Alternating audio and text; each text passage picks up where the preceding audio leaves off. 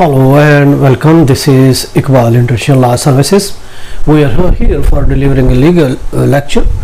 आज का जो हमारा लीगल टॉपिक है वो है procedure of complaint to banking मुहतसिब, कि बैंकिंग मुहतसिब को कंप्लेन करने का क्या procedure, the procedure of complaining to banking ombudsman, bank के मुहतसिब को। देखिए, बैंक के बारे में अगर हमें कोई कंप्लेंट्स होती हैं, बैंक के बिजनेस के बारे में, बैंक की ट्रांजैक्शन के बारे में, बैंक के खाते के बारे में, कोई डेबिट अमाउंट है, कोई क्रेडिट अमाउंट है, कोई लोन का मैटर है या कोई और मैटर है, उसकी डिसिप्लिनरी मैटर्स है, कोई उनकी एफिशिएंसी का मैटर है, कोई उनका और उससे रिलेटेड बैंकिंग से रिलेटेड आम आदमी का जो ताल्लुक पड़ता रहता है हर वक्त बैंकिंग से, बैंक से, किसी भी बैंक के बारे में अगर हमें कोई कंप्लेन है तो हम कंप्लेन किस तरीके से कर सकते हैं। देखिए, कंप्लेन करने के लिए गवर्नमेंट ऑफ पाकिस्तान ने बैंकिंग मुहतसिब मुकर्रर की है, तो उसकी कंप्लेन हम या तो बैंकिंग मुहतसिब को कर सकते हैं, या वैसे तो कंप्लेन करने के लिए स्टेट बैंक ऑफ पाकिस्तान भी है और उसके हेड ऑफिस भी है, और इसके अलावा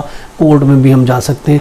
लेकिन एक तरीका जो ये है वो है बैंकिंग मुहतसिब, कि बैंकिंग मुहतसिब के पास हम कंप्लेन किस तरीके से फाइल कर सकते हैं, क्या प्रोसीजर है, बैंकिंग मुहतसिब को हम कंप्लेन कैसे करें।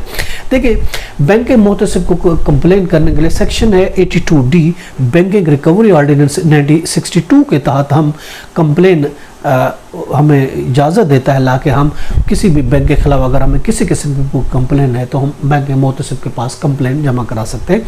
देखिए, प्रोसीजर ये होगा, सबसे पहले तो हम क्या करेंगे, कंप्लेन उस मुतल्लिका कंसर्न बैंक में वो कंप्लेन करेंगे, उसको रिटर्न कंप्लेन देंगे कि ये कंप्लेन है, हमें आपके बारे में इसका रिड्रेस किया जाए, इसका सोल्यूशन किया जाए, इसका हल निकाला जाए।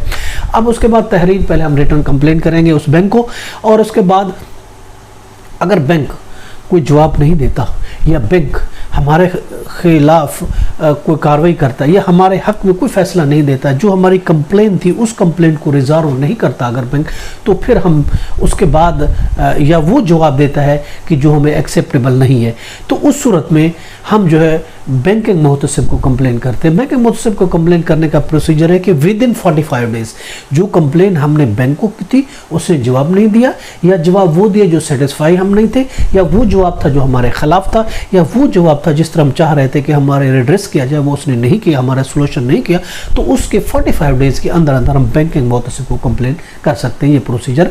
अब कंप्लेन वहाँ कैसे करें थे, रिटर्न, वहाँ भी हम कंप्लेन रिटर्न तहरीरी कंप्लेन देंगे, और इसके अलावा साथ हम एफिडेविट भी लिखेंगे, अपना हल्फनामा भी देंगे, और इसके अलावा ड्रेस जो की जाएगी वो बैंकिंग मुहतसिब को ड्रेस की जाएगी, और इसके अलावा पूरी डिटेल देंगे कि ये हमारी ट्रांजैक्शन थी, ये पैसे का लेन देन था, या जिस तरीके से जो भी हमारी कंप्लेन, पूरी डिटेल देंगे, हम ट्रांजैक्शन की डिटेल देंगे, और इसके अलावा अपना एड्रेस लिखेंगे, अपना पता लिखेंगे, अपना फ़ोन नंबर लिखेंगे। ये हमारा प्रोसीजर होगा, वो हम देंगे। अगर शिकायत डिले हो जाएगी तो फिर इस सूरत में 45 डेज, जैसे मैंने कहा था, अगर कोई डिले भी होती तो बैंक मुख्तसिब को ये भी अख्तियार है कि वो उस डिले को कंडोन भी कर सकता है कि आप रीज़न लिखते हैं, मुनासिब ये रीज़न थी, ये वजूहात थी जिसकी वजह से मैं विद इन 45 डेज कंप्लेन नहीं कर सका, मैं अब कंप्लेन करने के आया हूँ।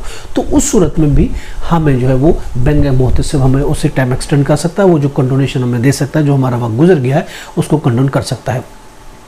अब क्या करेगा, जब कंप्लेन होगी मुहतसिब को जो होगी वो नोटिस करेगा। याद रखें, without giving a notice bank मुहतसिब भी कोई कार्रवाई नहीं करेगा, पहले उसको बैंक को नोटिस देगा बैंकर, और उसके बाद फिर कोई बिना नोटिस किए बगैर वो कोई ऑर्डर नहीं, ना तो कोई ऑर्डर करेगा और ना हमारे कंप्लेन को सुनेगा। जब कंप्लेन जाएगी तो सबसे पहले वो बैंक को वो करेगा, नोटिस करेगा। इससे पहले वो हमें कोई स्टे भी इख्तियार नहीं है कि वो उसमें कोई स्टे इशू कर सके।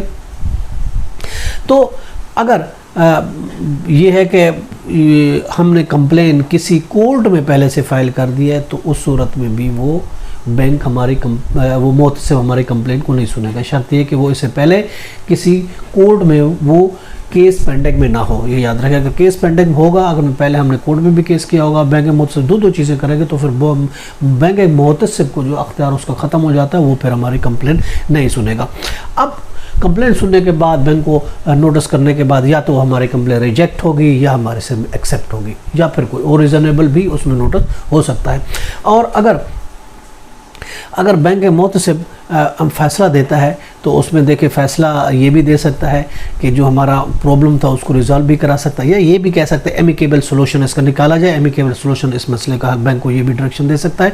ये भी कह सकता है कि मीडिएशन के लिए बैठा जाए, मीडिएशन के थ्रू मसला हल किया जाता है। और ये भी कह सकता है बैंक को दोबारा कह सकता है भाई आप इसके कंप्लेंट दोबारा से सुनो और सही तरीके से इसका फैसला, आप इसका डिसीजन करें, सही तरीके से दोबारा उसकी कंप्लेंट को सुना जाए, इसको कंपनसेट दे, ये भी कह सकता है। ये भी आर्डर हो सकता है। आर्डर क्या हो सकता है, देखिए वही हम आपको बताते हैं। मुख्तसिब क्या आर्डर कर सकते हैं, मुख्तसिब ये कर सकता है कि इस मैटर को मीडिएशन की तरफ ले जाए, इस या एमिकेबल सेटलमेंट किया जाए, या बैंक को कह सकता है कि दोबारा इसकी कंप्लेंट को सुनो। ये भी कह सकते हैं, उसके आर्डर को मॉडिफाई भी कर सकता है। और इसके अलावा ये भी कर सकता है कि वो जो आपका रजिस्ट्री जो आपकी कंप्लेंट थी वो 1 to all 100/100 वो भी वो सुन सकता है और उसके खिलाफ आर्डर भी दे सकता है।